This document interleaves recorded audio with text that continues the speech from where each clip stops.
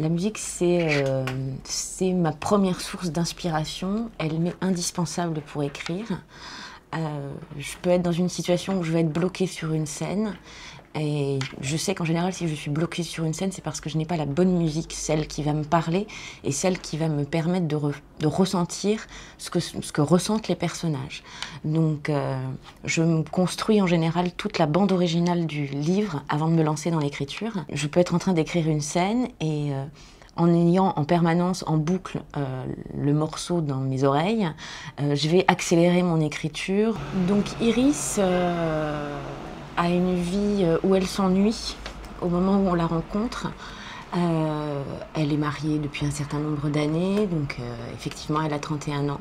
Elle travaille dans une banque, elle n'a pas d'enfant encore, mais le gros problème de la vie d'Iris, c'est qu'elle rêvait d'être couturière, elle rêvait de faire une formation de couture à la sortie du lycée. Et elle a été refusée dans une école où elle avait postulé. En tout cas, elle part de ce principe-là.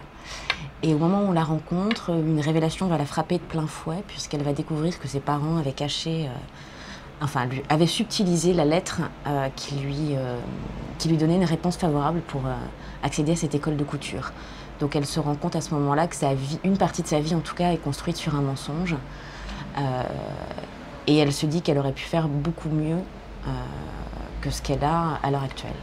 Au moment où elle a cette révélation, elle décide elle veut faire un grand coup de ménage dans sa vie, en tout cas dans sa vie professionnelle, donc elle démissionne sur un coup de tête et fatalement, lorsqu'elle l'apprend à son mari, ça passe difficilement puisque lui est un médecin obsédé par sa carrière et qui d'ailleurs ne la regarde plus beaucoup.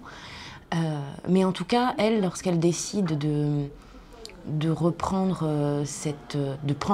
faire cette formation de couture, elle cherche par tous les moyens la possibilité de se trouver, de comprendre qui elle est, et elle part aussi du principe qu'elle pourra reconquérir son mari si elle redevient une jeune femme épanouie, et qu'à ce moment-là, il la regardera différemment, et en tout cas, il la verra à nouveau. Et Iris a le courage de prendre le risque de tout mettre par terre, sa petite vie bien cadrée, bien organisée. Mais elle n'a pas le choix. C'est pour se sauver elle-même de cet ennui, de cette vie dans laquelle elle est enfermée et où elle sait qu'elle est en train de se perdre. Donc elle est prête à prendre tous les risques pour réussir à être heureuse à un moment ou à un autre.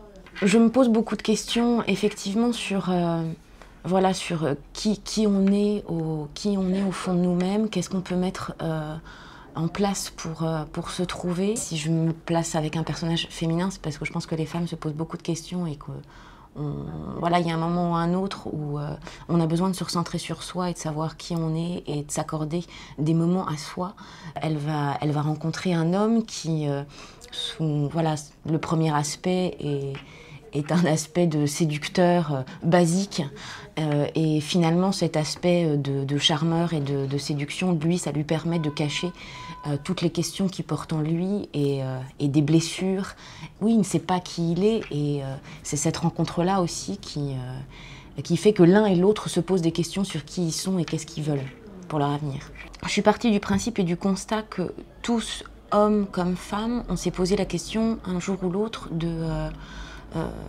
de qui on était et est-ce qu'on n'aurait pas pu faire autre chose, changer de vie, que ça soit changer de vie professionnelle ou dans la vie privée.